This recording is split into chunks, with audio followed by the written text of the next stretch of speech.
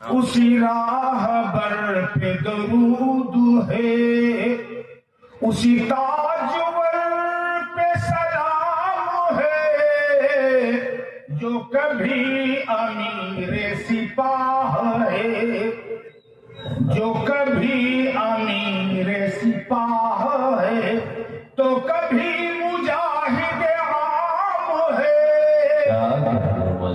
کبھی صف شکن کبھی بت شکن، کبھی صف شکن کبھی بت شکن، کبھی سر پہ تاج شہنشہی، کبھی صف شکن کبھی بت شکن، کبھی سر پہ تاج شہنشہی، کبھی بکریوں کا ہے پاسباں،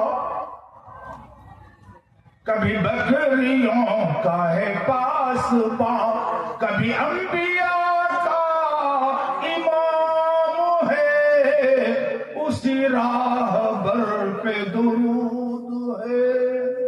پڑھیے نا صلی اللہ علیہ وآلہ وسلم، درود پاک پڑھ لیا کیجیے کبھی کبھی، بہت ثواب ملے گا، اجر کے مستحق بنیں گے۔ اللہ ہم سب کو توفیق عطا فرمائے۔ کی یہ شان کہ آپ نے دعوت دی، لوگوں کو بلایا، لوگوں آؤ، حق کی آواز لگائی۔ اللہ تعالیٰ فرماتا ہے ان اللہ یأمر بالعدل والاحسان۔ یہ آیت نازل ہوئی، یہ آیت کریمہ مدینے میں نازل ہوئی۔ مدینے کے اطراف میں ایک قبیلے کا سردار تھا اقسم ابن سیفی۔ ان کے دل میں ان کو پتہ لگا کہ مکے میں ایک نبی ظاہر ہوئے ہیں جو نبوت کا دعویٰ کیے ہیں اور وہ نبوت کی پرچار کرتے ہیں۔ پھر اس کے بعد ان کو معلوم ہوا کہ مدینہ آ گئے ہیں ہجرت کر کے، مکے والوں نے ستایا ہے، ظلم کیا ہے ان پر۔ تو اقسم ابن سیفی مدینہ حضور کے پاس جانے لگے ملاقات کو۔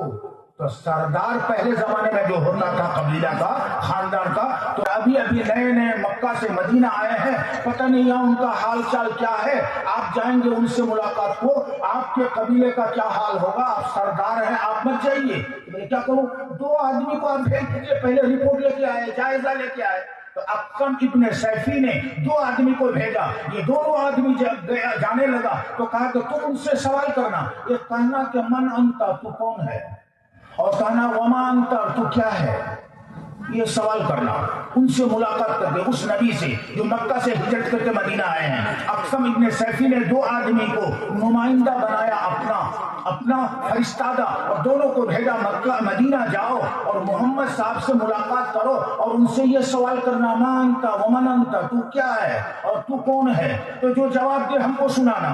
چنانچہ انہوں نے جا کر کے کہا کہ حضور کے پاس پہنچے یہ دونوں آدمی اپنے سردار کے کہنے کے مطابق، اور حضور صلی اللہ علیہ وسلم سے پوچھا کہ آپ کیا ہیں؟ کہ میں انا محمد ابن عبداللہ، میں عبداللہ کا بیٹا محمد ہوں۔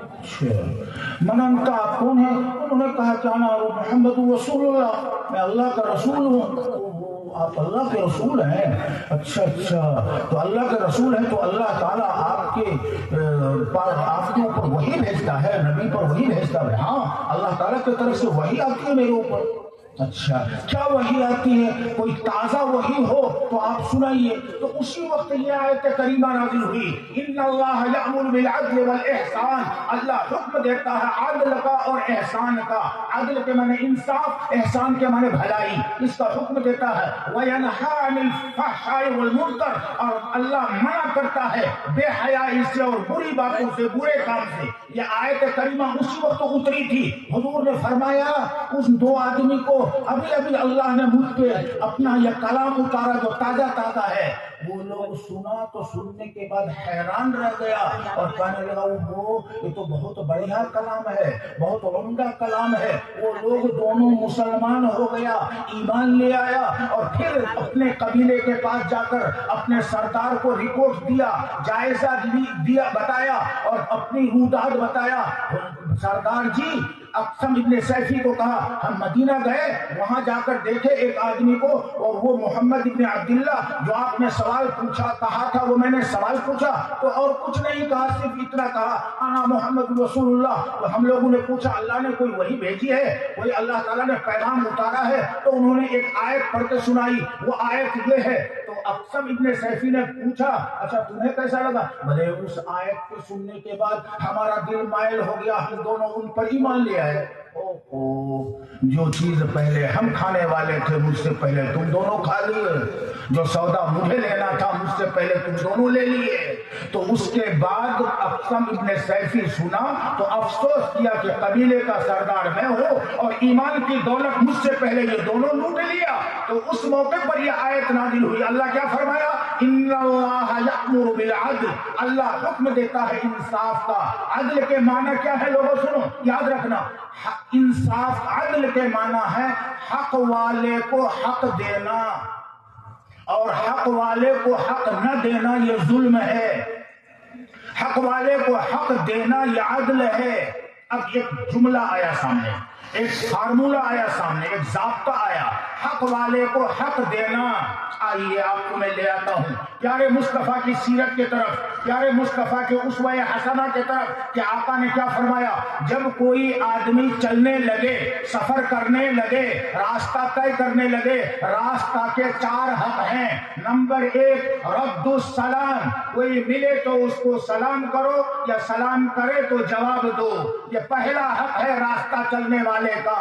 और दूसरा हक इरशादुद दाल्लीन, अगर कोई भटका हुआ मिल जाए, कोई आदमी रास्ता पूछे तो तुम उनकी बात को सुनो और उस भटके हुए मुसाफिर को रास्ता बता दो, डायरेक्शन दे दो।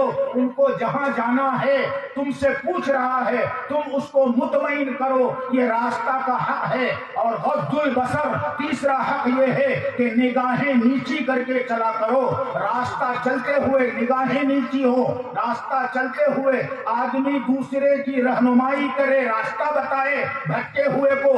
और तीसरा ये कि कोई सलाम करे तो सलाम का जवाब दे। और चौथा ये इमाततुल अज़ा, अगर मकई का डंठल और केला का डट्ठा या किसी किस्म की कोई तकलीफ दे, पत्थर कंकर नजर आए, उसको दूर कर दो। अगर आपको ठोकर न लगी तो न लगी, लेकिन आपके पीछे वाले आने वाले को ठोकर लगेगी, आपकी जात से उसको तकलीफ न पहुंचे। इसलिए ये बात है हक रास्ते का कि किसी तकलीफ दे चीज को हटा देना। ये 4 हक है रास्ता चलने का। मेरे प्यारे मुस्तफा ने फरमाया और मेरे आका ने यह फरमाया, जब तुम सोने लगो तो सोने का क्या हक है? सबसे पहला काम, बिस्तरा को 3 मरतबा झाड़ दिया करो। अगर नहीं झाड़ोगे मबादा उस बिस्तरे में किसी किस्म की कोई चीज रह जाए, बिच्छू चूंटी तकलीफ पहुंचाने वाली चीज रह जाए, तुम सो जाओ, तुम्हारे सोते हुए वो काट दे, तुम्हें तकलीफ होगी। अल्लाह के नबी अपनी उम्मत की इस तकलीफ को बचाने के लिए बिस्तरा के झाड़ने का 3 दफा हुक्म दिया। सोने से पहले ये बिस्तरा का हक है। और वह वक्तु अवानिया बुयूतकुम, और अपने घर के बर्तनों के दरवाजे को ढक दिया करो।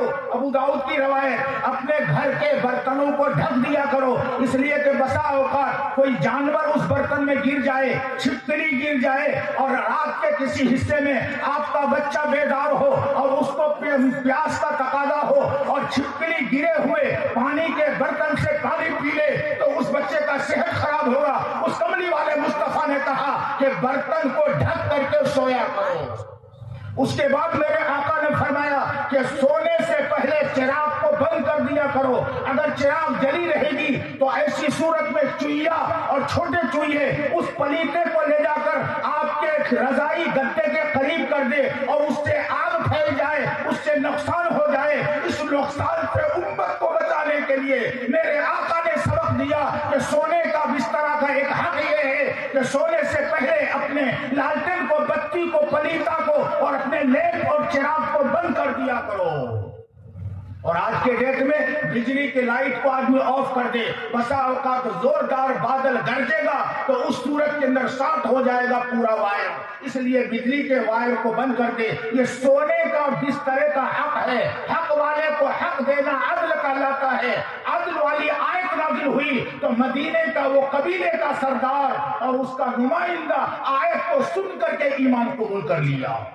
یہ اتنا بہترین پیغام آمنہ کے لال کی زندگی کے اندر ہے تو یقیناً اس کے غلامی کے اندر نجات اور کامیابی ہے۔ حضور نے فرمایا پیشاب اور پاخانہ کے لیے آپ صلی اللہ علیہ وسلم نے فرمایا وَإِيَّاكَ عَنِ الْبَوْلِ فِي الْجُحْرِ، سوراخ میں پیشاب کرنے سے حضور نے منع فرمایا، اس لیے کہ سوراخ کے اندر بسا اوقات کوئی تکلیف دہ جانور سانپ رہ سکتا ہے، پیشاب کرنے والا پیشاب کرے گا، پکارنے والا پیچھے سے پکارتا ہے، سائڈ لے کر کے اس کے طرف نظر کرے گا، ادھر اس سوراخ سے سانپ نکل کے ڈنک مار دے گا تو اس کی زندگی خطرے میں آ جائے گی۔ اس لیے پیارے مصطفیٰ نے فرمایا ایاک عن البول فی الجور، پیشاب مت کرو سوراخ کے اندر، کسی پھلدار درخت کے سایہ دار درخت کے نیچے پیشاب کرنے سے حضور نے منع فرمایا، راستے کے اندر پیشاب کرنے سے منع فرمایا۔ راستے سے گزرگاہ ہے، اس گزرگاہ میں بہت ساری مخلوق گزرتی ہوگی،